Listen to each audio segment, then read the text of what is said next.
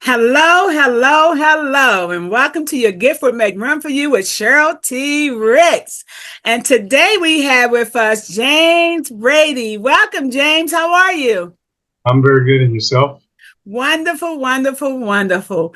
Well, I would love for you to introduce yourself and tell us what you're doing.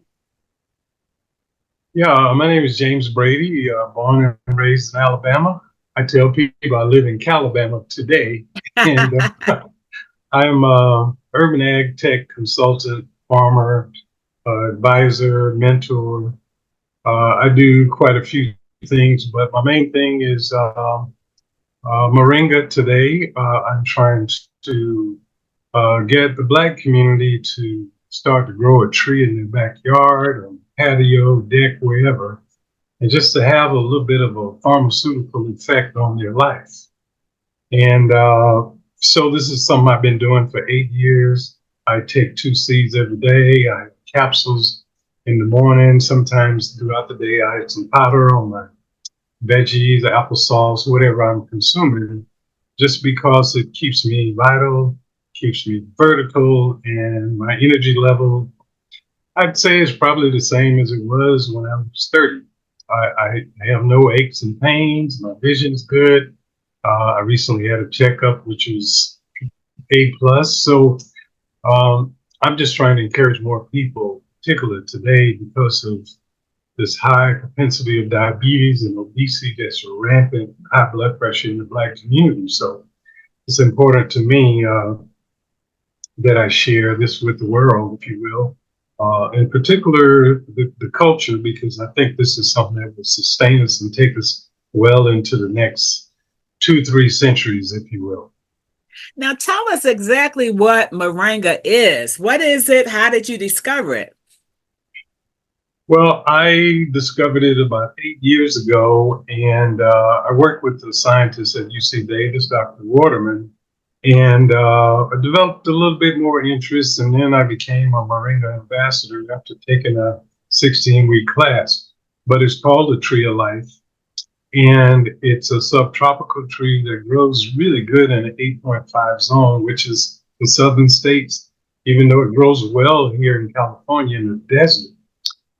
And then in Central California, it grows quite well, but it's been around since 2000 BC, but it's been suppressed by pharmaceutical companies because of all the health benefits that it brings.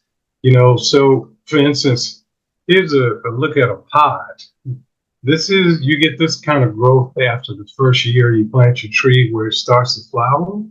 So every part of the tree is edible, is consumable, whether it's the flowers. The seeds come from this pot, right?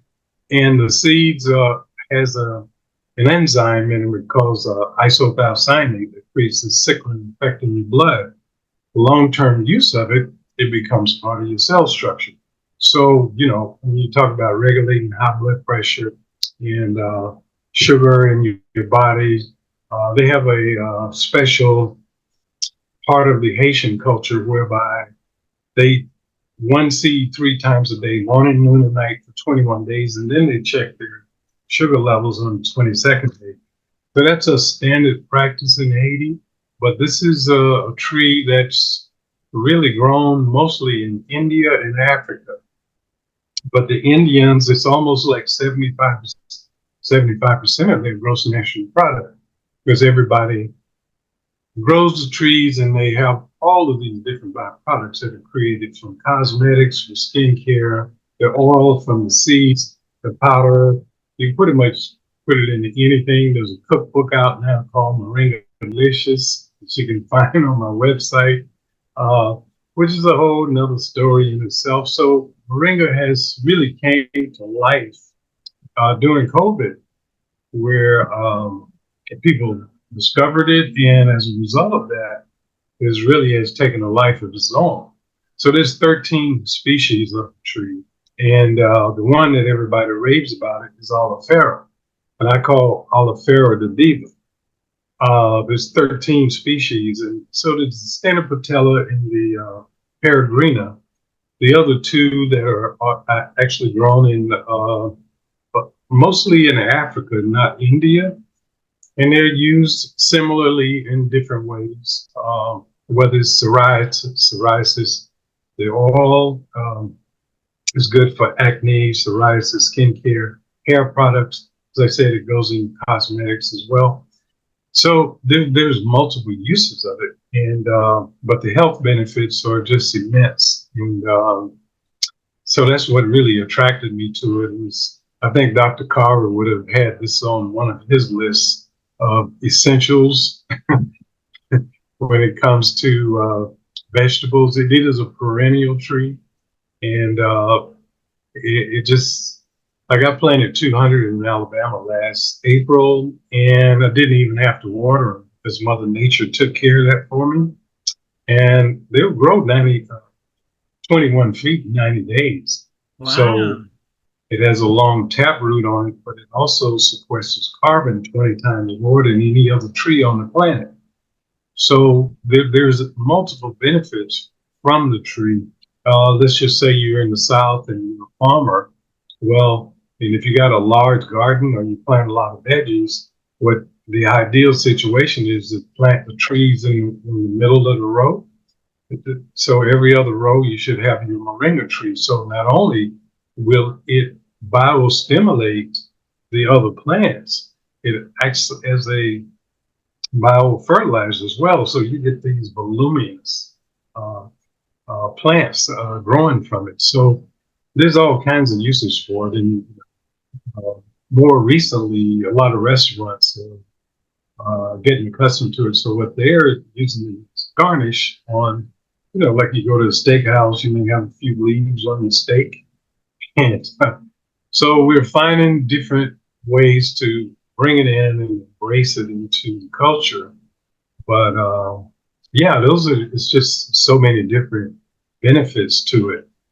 But the main thing is the pharmacological benefits that people are experiencing, with, as I said, high blood pressure, obesity, things of that nature. So I went to Ghana last January for the first time, and I have a good friend there named Dr. Newton, who's a 26-year expert. So I was able to go to his operations and see how he harvested the products, dried the leaves, and then I crushed it into a powder form. So all it is the leaves off the tree. You dry them out through a very robust process, and then you crush them into a powder, and then you can actually sell them. So that's what he does, and that's what I do here in America. Is most of my products is grown in California, uh, and let's just say from March until September, the trees are in the growth stage, and then you harvest maybe once. You can get two harvests. Just like right now, June, and then late September, you get a second harvest. And that's for the seeds, the pods, and the flower. So you can use it as a tea. The flower as well as the leaves could be used as tea. So I'm just continually evolving, and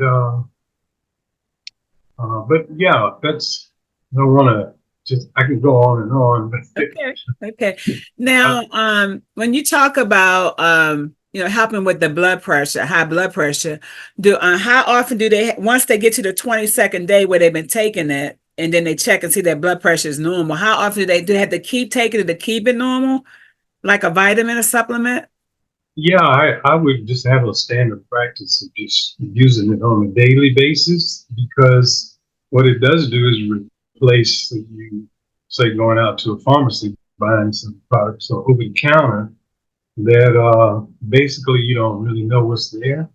And this is all natural, and you can tell right away. I mean, I first started taking 3 seeds, and I noticed when I got up, I got a little bit wobbly because they're so strong because of the isopalsine.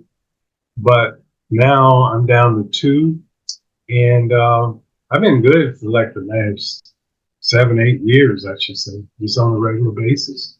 Wow. And Now, my energy is, go ahead. How does it help with the diabetes? Because there's so many people suffering with diabetes. They're getting body parts amputated and stuff. How do they help with the diabetes? And how does it help while they taking their diabetes medicine? And what has to happen? I mean, how do you?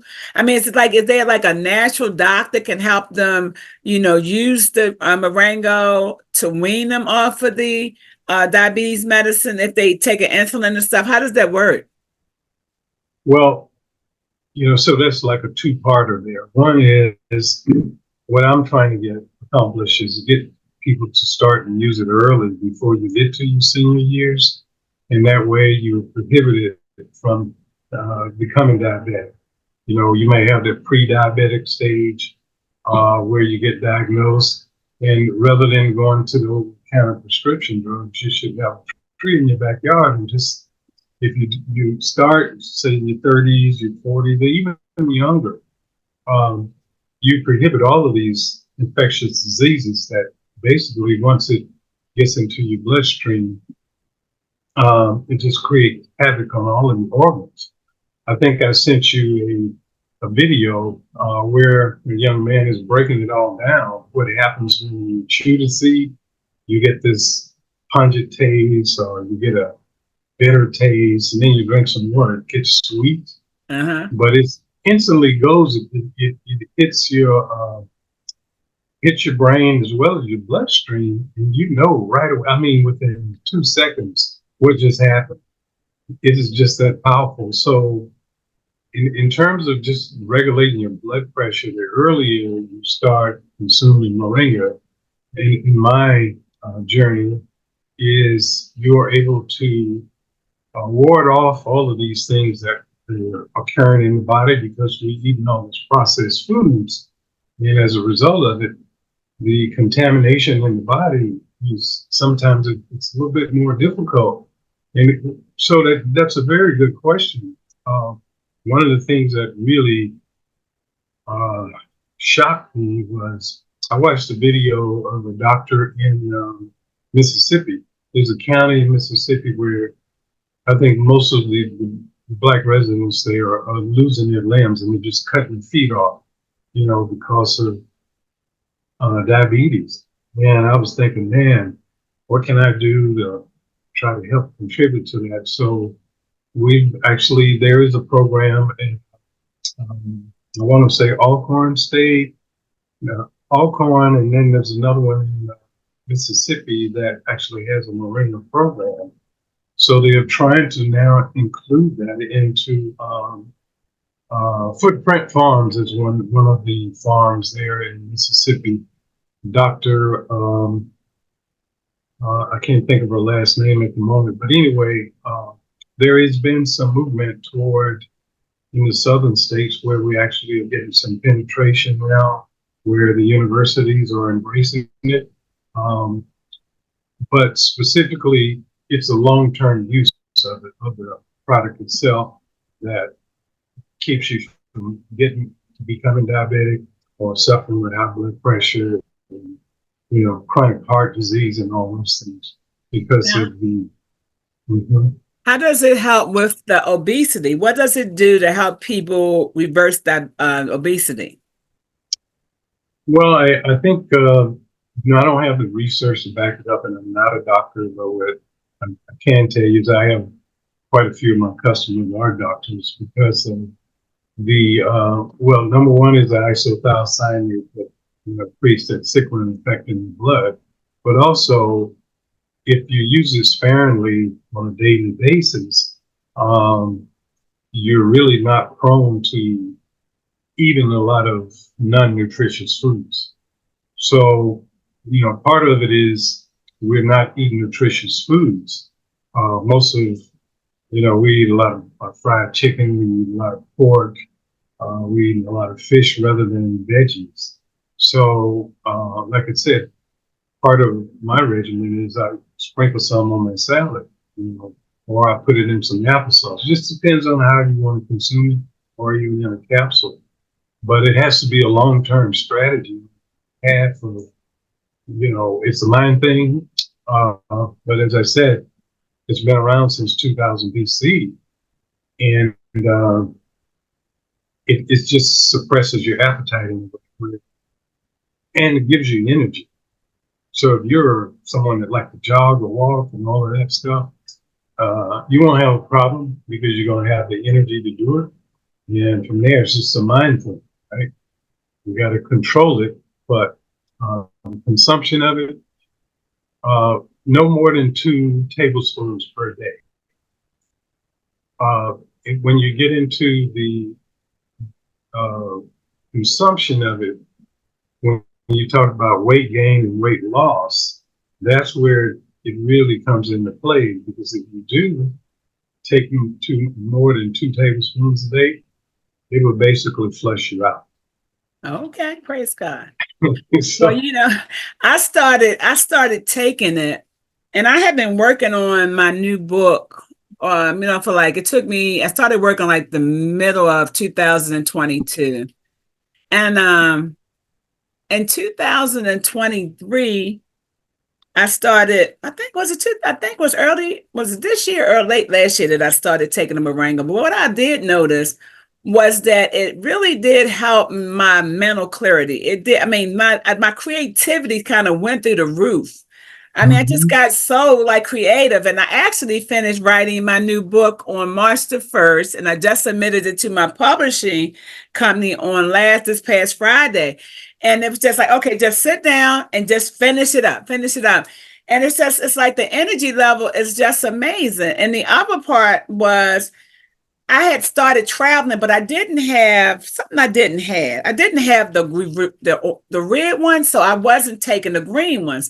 And I had gained, I was like, well, I'm eating all this stuff, but I'm not really gaining the weight. But then when I didn't take it for that 2 week period, I was like, oh my goodness, I done gained the 3 pounds. So I said, oh, let me get back on my moringa so that I can have it in my system. So I started back taking the one seed and taking the two green tablets.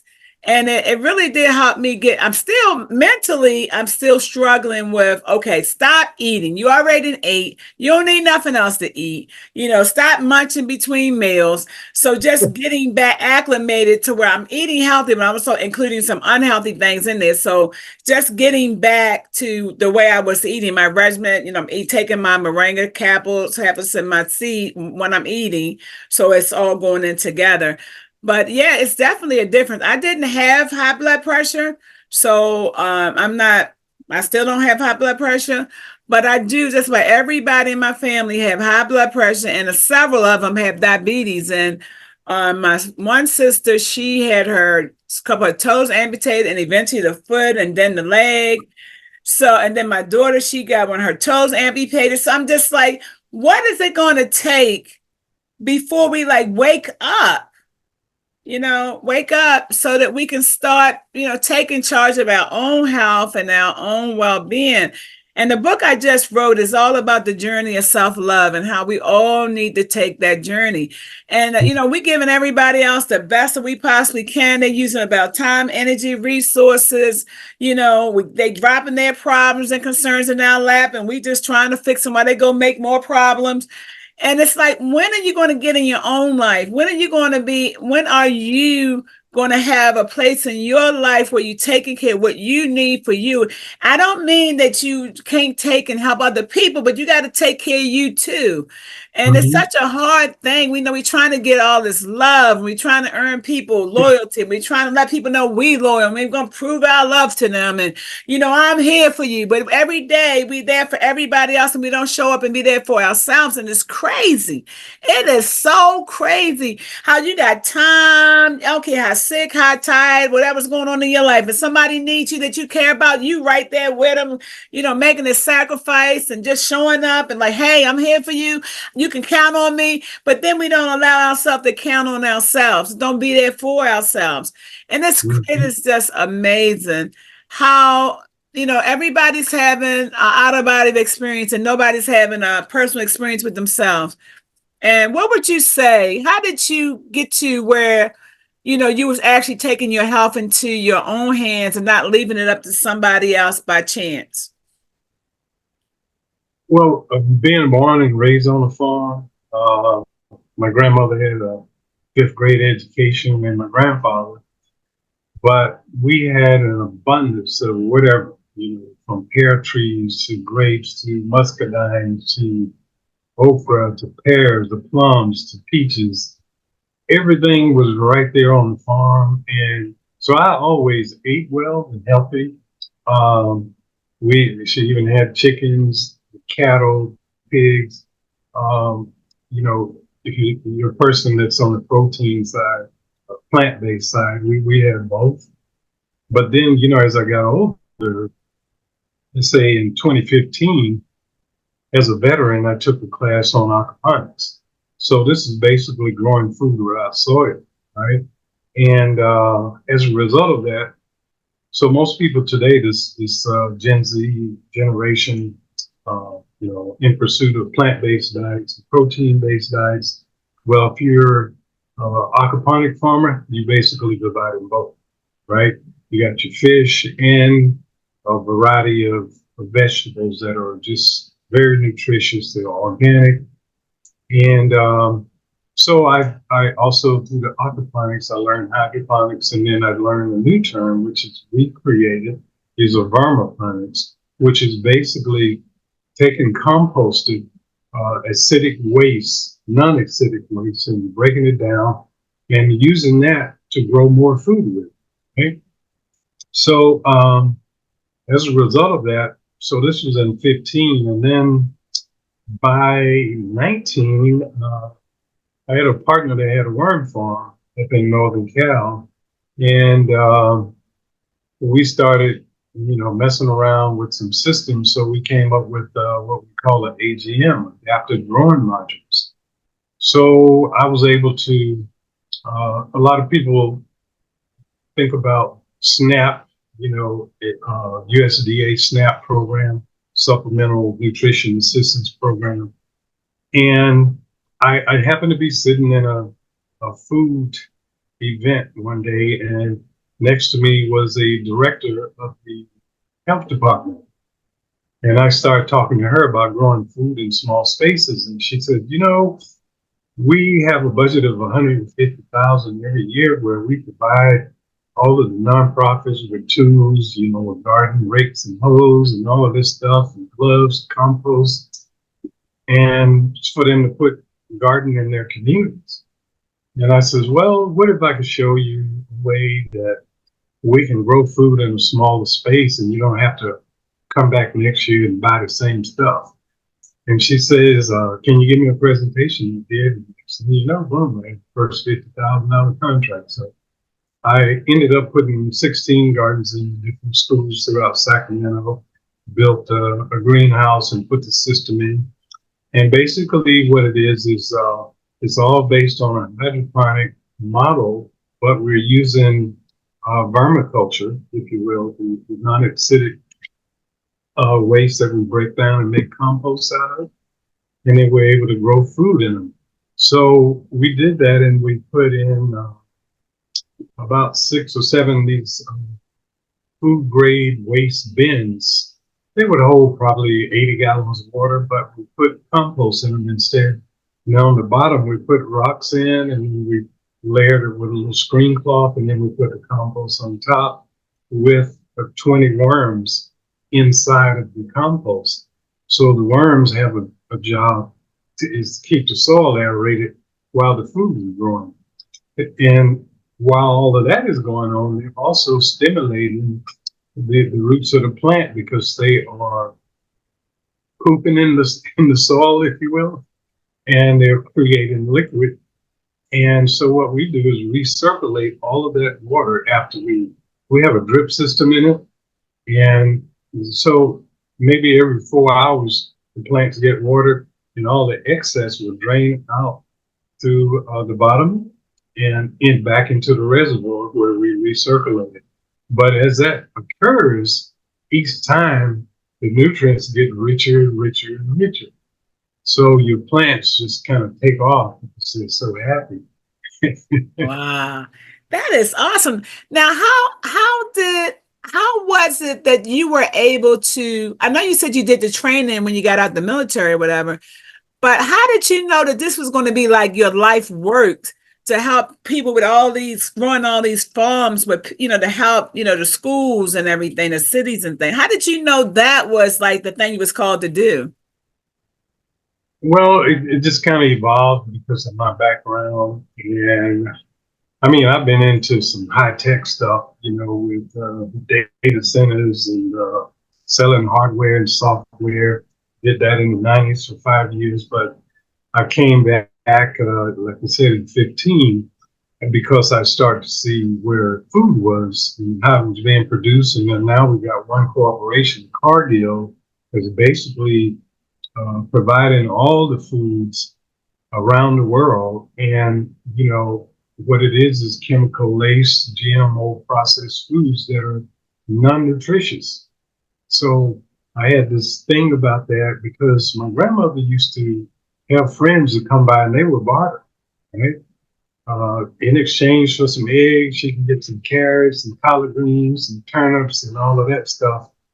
And I just looked at it as a pathway. So I think it was probably in maybe 2016, 17, the government came out with something called urban ag.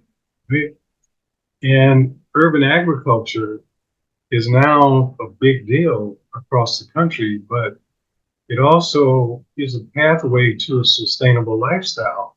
So part of what I try to do as an ag tech consultant is train young people how to grow food for themselves and for profit.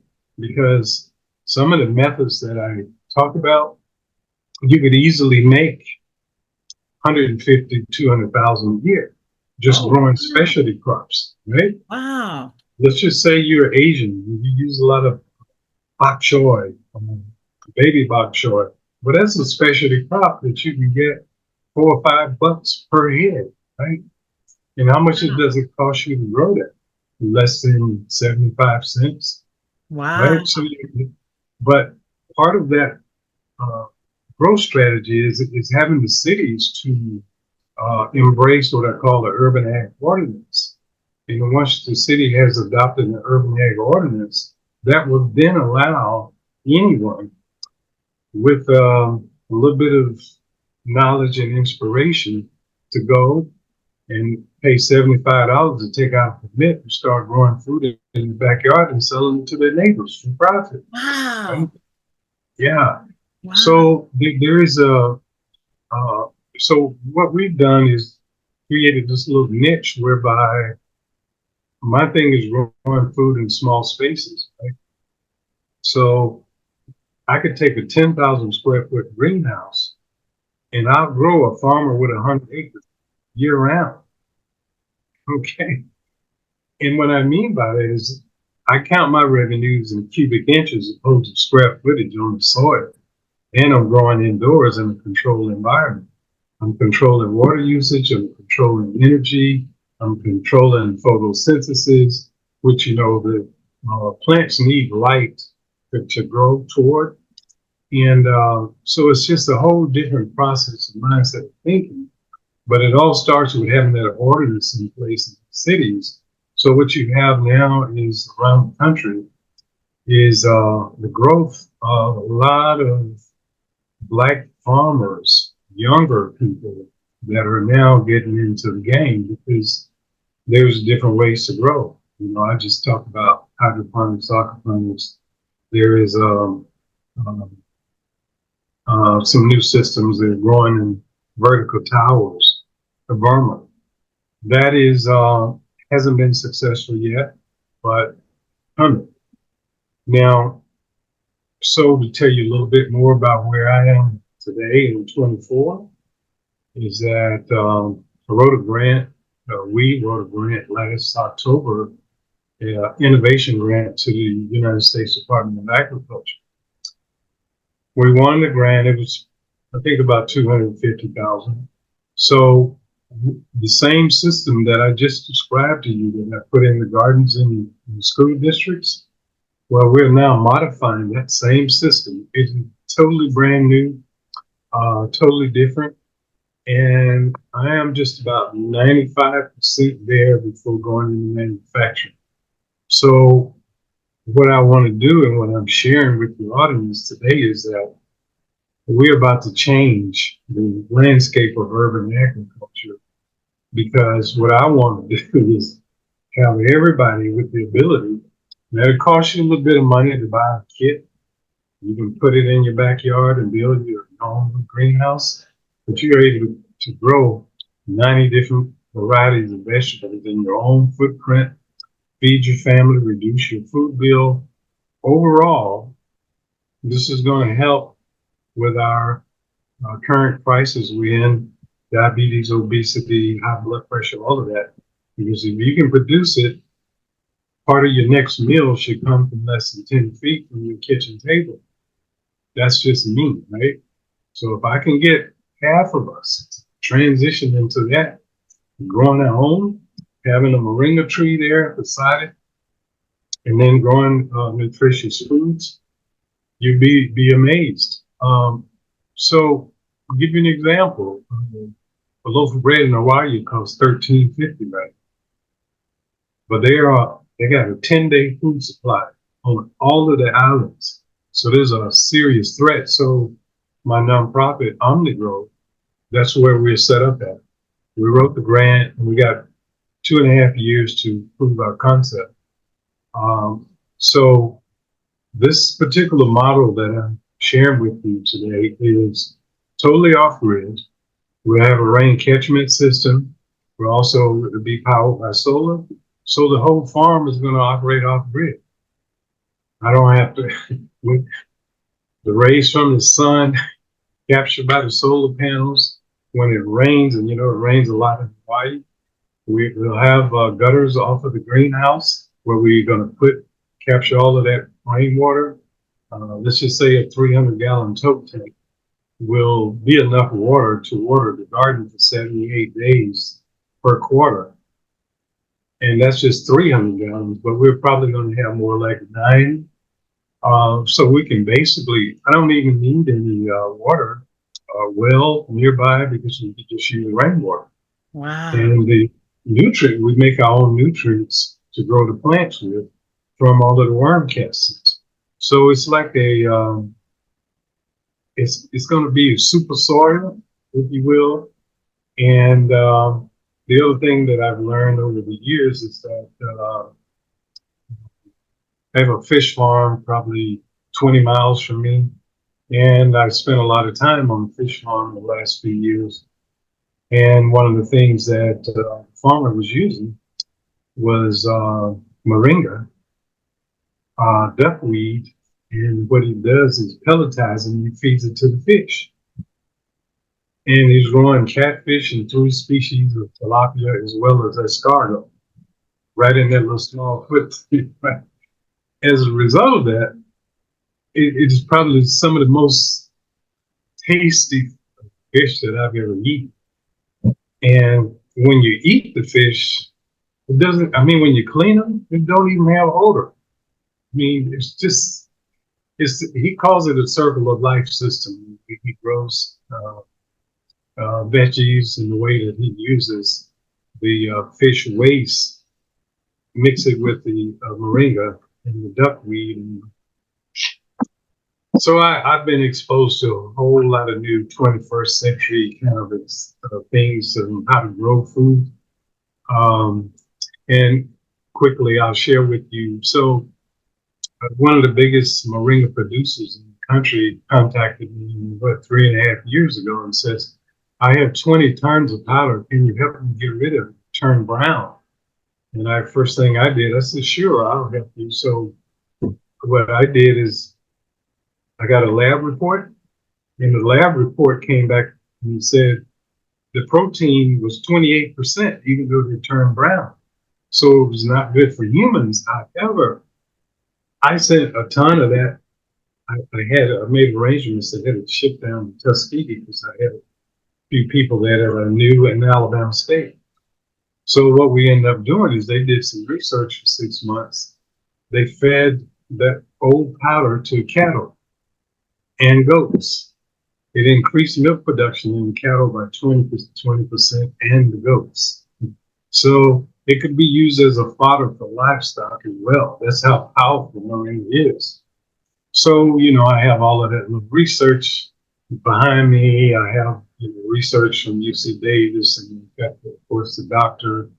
Um, so yeah, Moringa is the bomb.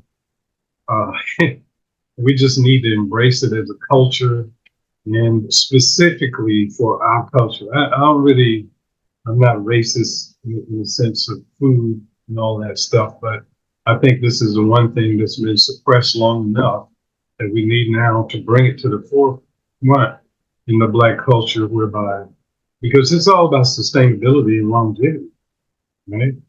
Where everybody won't stay vertical, but um, I can run just as fast as I did, at least for 2 blocks or half a block. Maybe I should say half a block. I can compete with some of the fastest guys around, even my grandkids. But after that, of course, You got to sit down. age, yeah, age kicks in and you better get in your place. But right now, energy is super. I feel it's amazing every day I wake up. It's a blessing. We will be right back after this message. Moringa has a well-documented detoxifying effect. Universities around the world have studied moringa ability to purify water, attaching itself to harmful materials and bacteria and allowing them to be expelled as waste. The most popular medicinal use of this plant involves drying and grinding down moringa leaves, where most of the antioxidants are found. Moringa leaves have many vitamins and minerals. The seeds which come from the moringa pods are rich in vitamins and minerals. Moringa seeds are packed with vitamin C, vitamin A, and calcium, potassium, and protein. The evidence points to this same process inside our bodies. The result is long-lasting energy without hyperactivity, a nerve system at rest, a blood system not under pressure, a gland and hormone system in balance. Moringa Tang forever.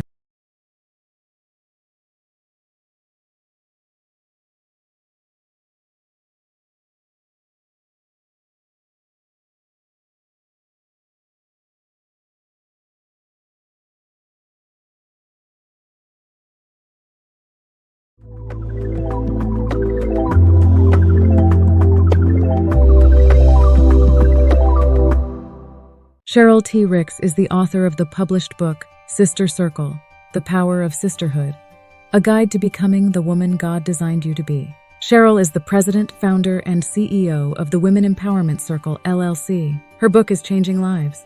It is a book for women that describes how important unity among women is to every woman's wholeness. It shows that a sister circle will help women understand the womanhood process and how to avoid the pitfalls that women often experience. It teaches women how to value themselves and each other.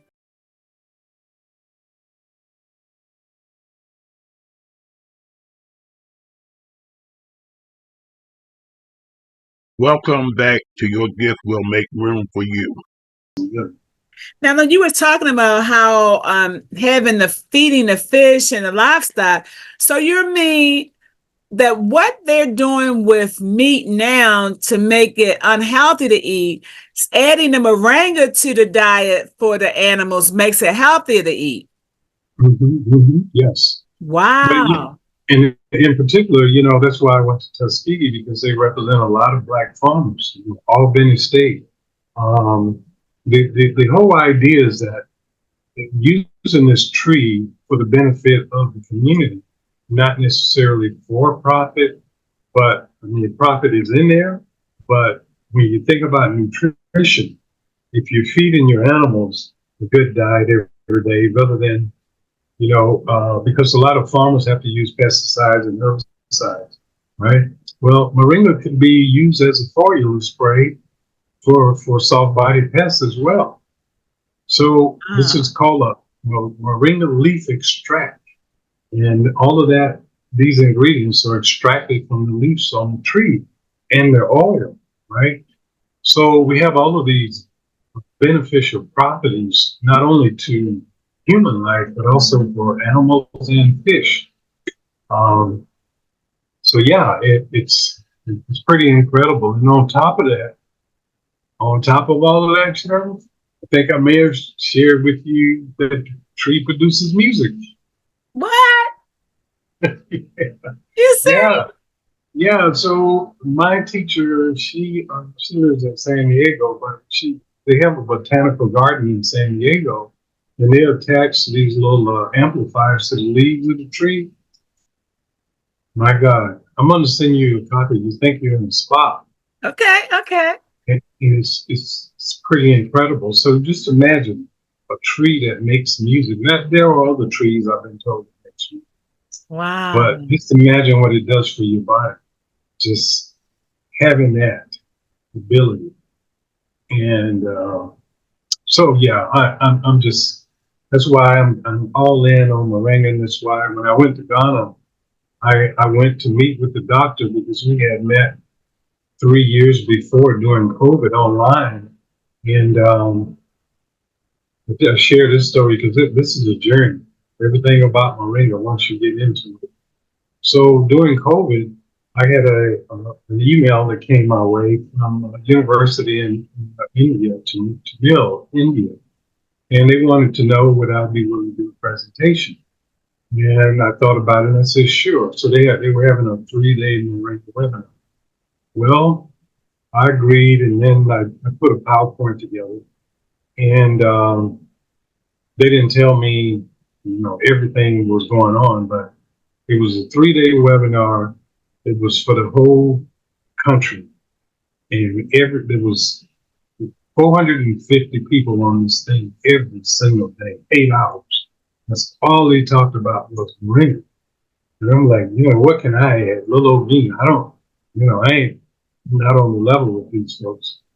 But so it was 3 days, so Wednesday, Thursday, Friday, I followed Dr. Newton, who's a brother from Ghana.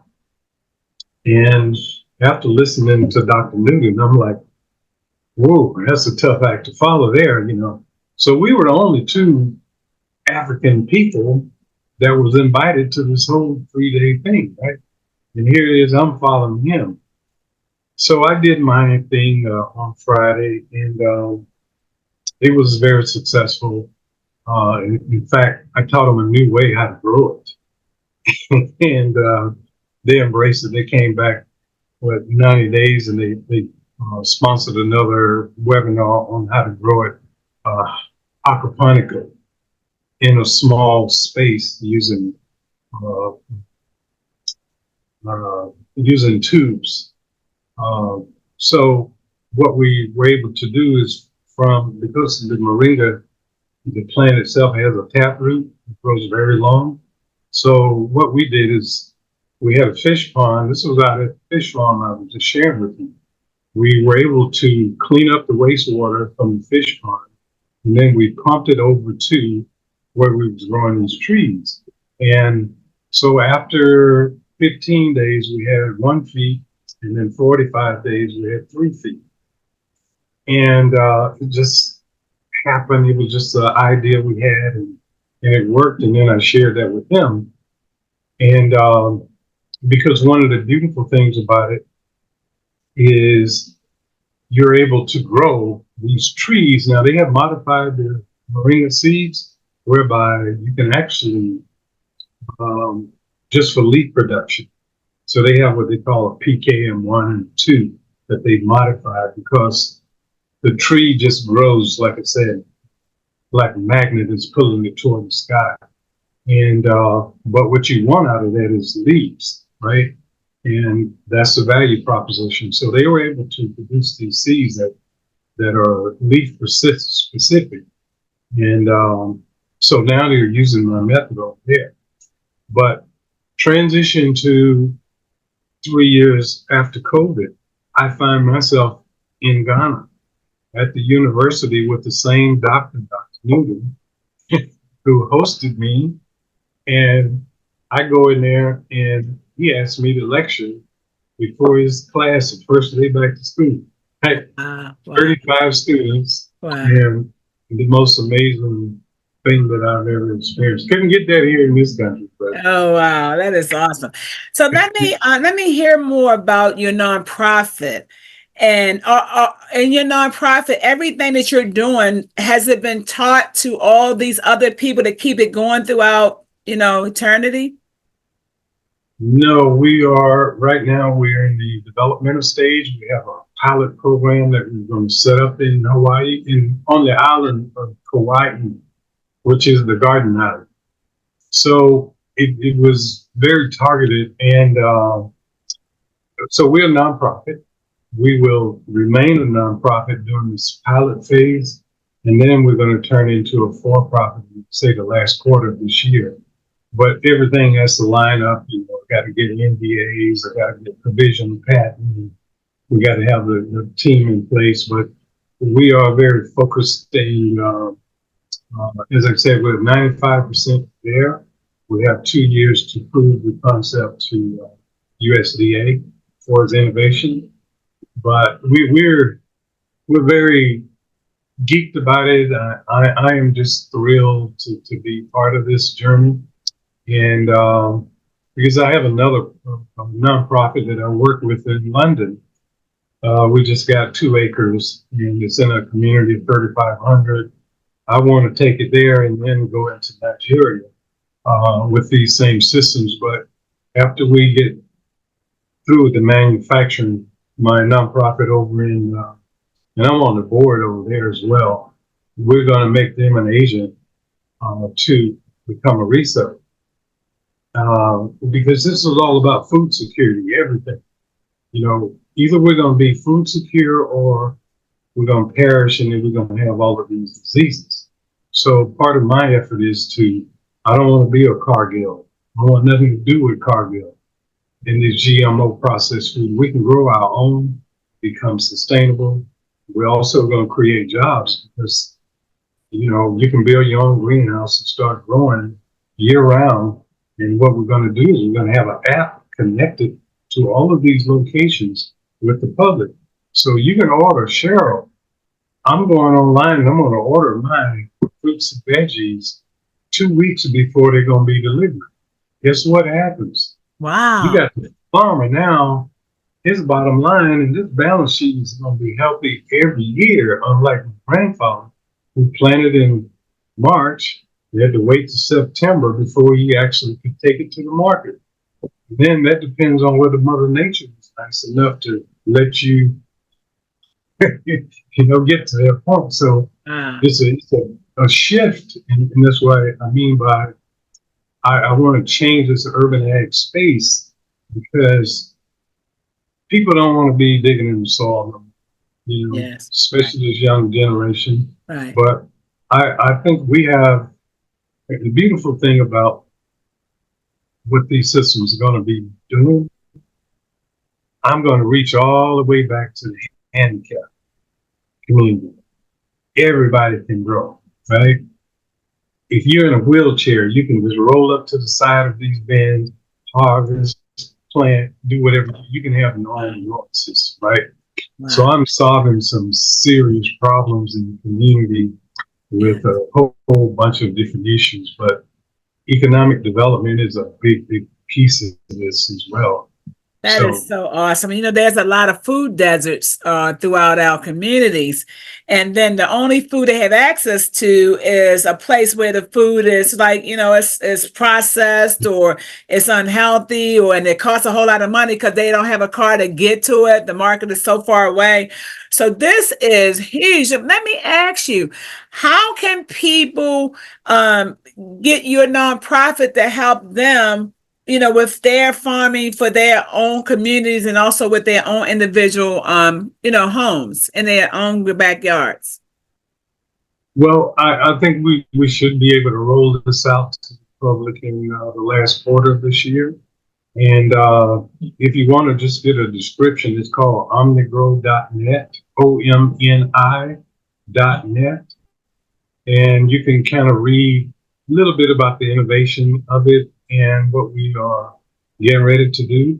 But yes, we definitely want to have the public engaged. For instance, one of the things that we've done already is that we set up a partnership with a local food bank.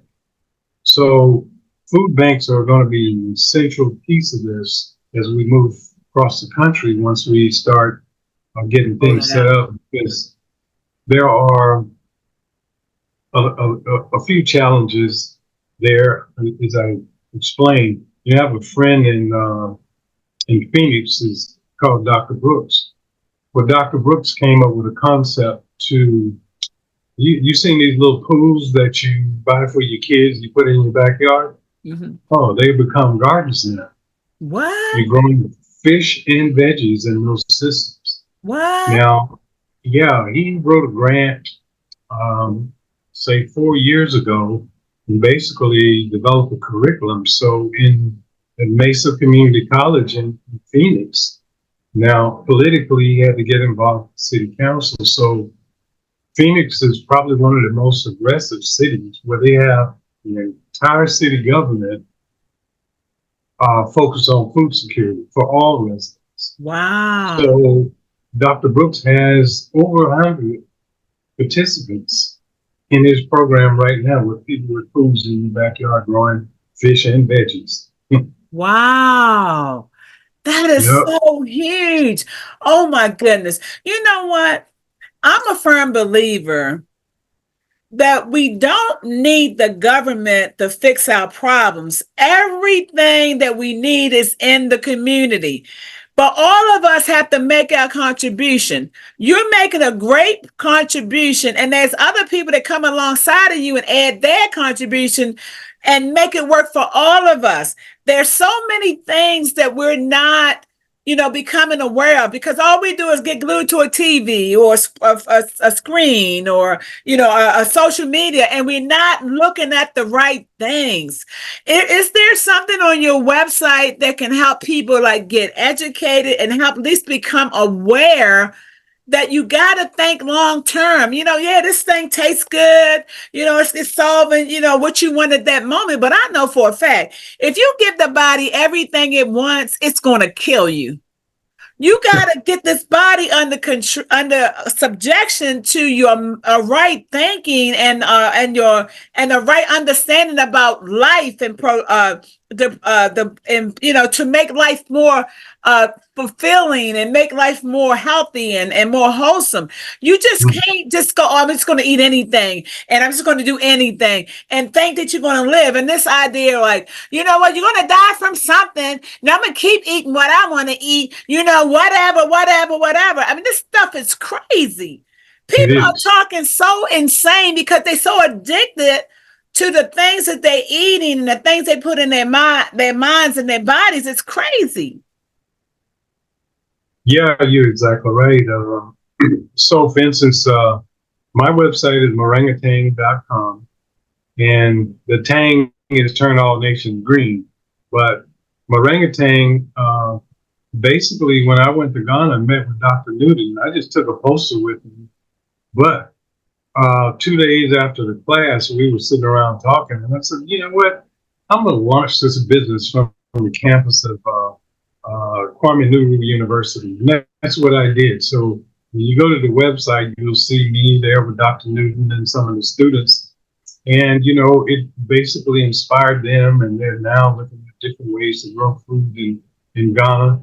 And, but yeah, on my website, there's if you look on the Moringa Talk, you'll find down on the bottom Dr. Newton and Dr. Waterman, different professors, but combine about 50 years of knowledge on Moringa. And if you use your desktop, it may take a little bit because Dr. Newton's is about 200 pages. Dr. Waterman is a little not that long, but you can get a very good education on Moringa, everything Moringa, and the various products. So to give you an example, I showed you what a pod looks like. This is after the first year growth. But here's a byproduct. This is a Moringa toothpaste. I know. I love that Moringa toothpaste. I love it. Yeah. It's all plant-based. I use that every day. This is some what the seeds look like. Yep, I use them too. And here's what the powder looks like. Okay. And okay. if your powder is not green, I wouldn't touch it. But you can use it on your plants. Use it as a biofertilizer. So you don't throw away anything, right? And of course, you'll see the capsules. So if you click on the capsules when you're on the website, it's basically going to give you a description of what this does for your body. Wow. So it's just a matter of long-term use of the product. As I said, it's in the Bible. There's the tree of knowledge and the tree of life. The tree of life is that moringa tree, and Wow. it's just taken us this long to come back into the Book of Revelation. So that's where we are right now. Yeah, Now we all we need to do is act on yeah. it. Now let me ask you a question. Have you kind of presented to other holistic doctors what moringa can do? Yeah, Dr. Ali, who's on Black Unity News, her podcast. I'm talking to Dr. OG, the doctor there is in Oklahoma. I'm actually doing a presentation on Juneteenth at the Black Chamber here in California, where I'm going to be talking just like we're talking now about nutrition and moringa and how to kind of change our trajectory in terms of our sustainability as a culture. Where we got a long way to go, but we got to change the threats that we have on the periphery right now, which is these processed foods, because you're in an era where pork without the pig, grape without the wine, eggs without the chicken, milk without the cow. Now, if you think about that, you heard of coconut milk, you heard of a mac rib, and you've seen wine that is not made with grapes. So when you start to think about all of that, that's the cellular side of agriculture, right? And then below the cellular side is controlled environmental growing, where my systems go in and control the environment. And then on the bottom half of it is the accelerator. So getting people to transition into 21st century farming is really critical. And then if all of those things happen simultaneously, we'll be able to now modify our food to eat better foods, and they're more nutritious, but specifically plant-based diets and protein. Wow. Now let me ask you a question. Do you also do lectures for schools other than, university, but just regular schools where you're helping children to learn this stuff early in their lives? Yeah, in fact, part of what we did early on when we were putting the systems in schools is that we was working with the nutrition department at UC Davis, and we have a curriculum called Teens Can, and they were really all based upon the systems. So what I call them is 21st century learning labs. So as we move forward and we roll out this new system, they're specifically targeting school districts, hospitals, because it's my belief that you're in the hospital when you get released, they should send you home with 2 bags of produce. You know what I mean? So we got to change the way that food is consumed, produced, and given away. And so the food banks, the hospitals, the schools are all essential. We got a curriculum developed. And so we'll be able to teach this next generation, as I said, how to grow for nutritious food, not only for themselves and their family, but for profit. Wow, this is amazing. Oh my goodness. And the reason that I have this podcast show is so that we can meet people like you, just everyday people that have a solution to the problems we face and how to fix them. People can talk about all day long. Somebody need to. Each of us is the somebody that can contribute to making things better. Yes, there are problems. And there are solutions. Decide which part of the equation you're going to be on. You're either going to be a part of the problem or you're going to be a part of the solution. But you can't straddle the fence. You got to That's pick right. a side. And the side you want to pick is being a part of the solution. And if we do that, we would change this world around for the good of all so quickly. So That's true. quickly. You know, That's so I just like, oh my God, this has just been amazing. Like, I don't know. I think what I need to do, I think I need to take your podcast show. I mean, because I already got podcasts going all the way. We need to use yours edited right now. And we need to do it. We need to get it on quick in a hurry. And then we need to separate it. So at every podcast show we do, we need to do a segment of what we just did today on what you're doing, because this is so vitally important. All of everybody that come on this podcast show adds something wonderful to make the world great. But this right here, this is changing the trajectory of life as we know it for the good. And I commend you for taking up this charge to do what God has put in your heart, to make the kind of difference and impact that this world needs to have now and moving forward. And I just want to tell you, keep doing what you're doing. Make sure you duplicate yourself and what you've learned, because we're not going to live forever, but we need to keep this That's right. going for all these centuries. So I don't know what you need to do with what you got right now, but make sure you're teaching it. Just like every skill, everything that you learn, you got to pass it on to other people to keep the work going. Start training, and teaching them young people. And even a young man that you introduced me to that's doing some things, make sure that, you're helping him to do more of what he's doing, because Mhm. he's already got the fire. He already, is in there where you are. And you just got to train him and then train others so we can keep it going. But I just appreciate what you're doing and the difference you're making, not just in your community, but around the world. So thank you so much for coming and share. But I don't want the podcast to end without you repeating your website and where people can find you. Yeah, for the growing systems and innovation part of this, Omnigro, OMNIGRO.net. And if you're interested in Moringa products, it's Moringa Tang, MORINGATANG.com. Moringa Tang your body and you stay vertical for a mighty long time. So I really appreciate the opportunity, Sister Cheryl, to be with you today and to talk about nutritious foods, growing food, and basically kind of changing the culture for the better, for longevity, for sustainability, and of course, at the end of the day, everybody can make money growing food because we're about to hit. I'd say in the next year, these grocery prices are going to skyrocket. So we got to deal with that in a real way where we can share with our neighbors.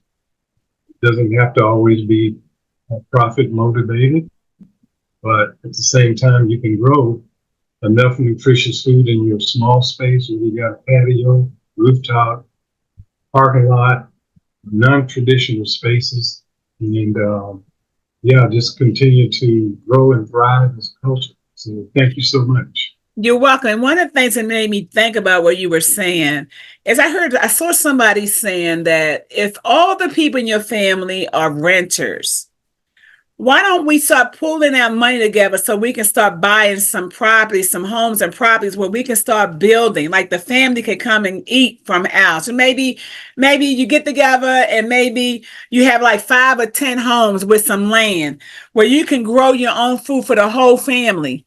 And then as people, become older and they become, old enough to work a job, then everybody, put some money together. And then those young people, they buy a house, and then you just keep buying it and you have this sustainability within your own, family and future generations. And it's the other part to this is like we have to live corporately.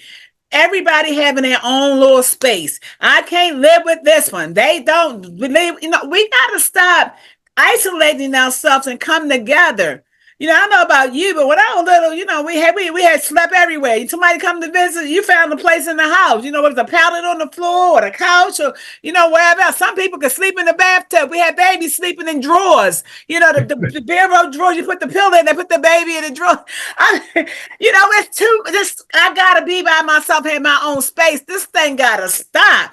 Find some Yes. people. It's a bigger reason why you coming together, not just so you can have yours and say, I got mine, you got yours to get. We have got to start being more communal. We got to start working together and not in isolation alone. You're not going to make it alone. I don't care what you're trying to do or what you're trying to accomplish or what you're trying to live. You're going to need other people. And until you realize that you can't do it alone and you got to create a community, you got to bring your family together. But this pandemic didn't teach us nothing. It taught us that we got to stop this pettiness.